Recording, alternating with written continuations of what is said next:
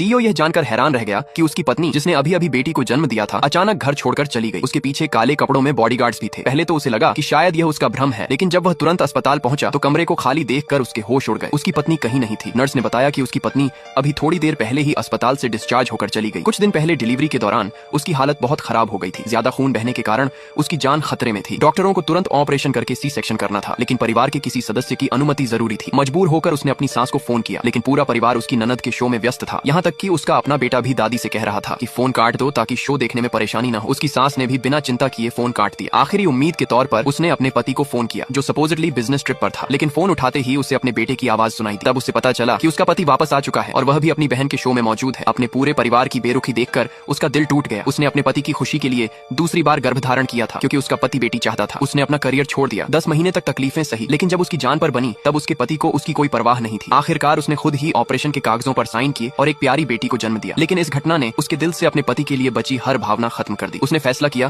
कि अब वह अपनी बेटी को अकेले पालेगी और बेटी उसका ही सरनेम रखेगी। उसने अपने पति को तलाक का मैसेज भेज दिया। लिखा कि बेटा उसके पास रहेगा और बेटी उसके साथ। अब दोनों का एक दूसरे से कोई रिश्ता नहीं रहेगा। उस समय उसका पति अब भी शो में था। तलाक का मैसेज देखकर उसे जरा भी पछतावा नहीं हुआ। उल्टा उसने अपनी पत्नी को ही ड्रामा करने वाला समझा। उसने जवाब दिया कि सिर्फ कुछ दिनों तक अस्पताल न आने का मतलब तलाक नहीं होता और वह कल समय निकाल कर उससे मिलने आ जाएगा। पति का यह जवाब उसकी जिंदगी का आखिरी झटका साबित हुआ। उसने एक पुराना नंबर मिलाया। दूसरी तरफ उसका रिसर्च प्रोफेसर था। उसने कहा कि वह वापस लैब में काम करने के लिए तैयार है और अब कभी अपने परिवार के लिए अपना करियर कुर्बान नहीं करेगी। उसने अपने फोन से सारे अलार्म डिलीट कर दिए। सुबह बेटे का नाश्ता बनाने का अलार्म, उसके कपड़े तैयार करने का अलार्म, होमवर्क करवाने का अलार्म। उसने इस परिवार के लिए अपना सब कुछ दे दिया था, लेकिन बदले में उसे सिर्फ ठंडापन और धोखा मिला। ऑपरेशन के बाद उसने अकेले ही दर्द सहा। यहाँ तक कि नर्स को भी उस पर तरस आ गया और उसने उसके पति को बहुत बुरा इंसान कहा। फिर उसने अपनी ननद की सोशल मीडिया पोस्ट देखी, जिसमें उसका पति और सास खुशी खुशी मुस्कुरा रहे थे। उसी पल उसने इस टूटे हुए रिश्ते को हमेशा के लिए छोड़ने का फैसला कर लिया। उसने अपने पति का हर संपर्क नंबर डिलीट कर दिया। तभी अस्पताल के दरवाजे पर काले कपड़ों में बॉडीगार्ड्स पहुंचे। उसके प्रोफेसर ने उसके लिए सब इंतजाम कर दिए थे, एक बेहतरीन रिकवरी सेंटर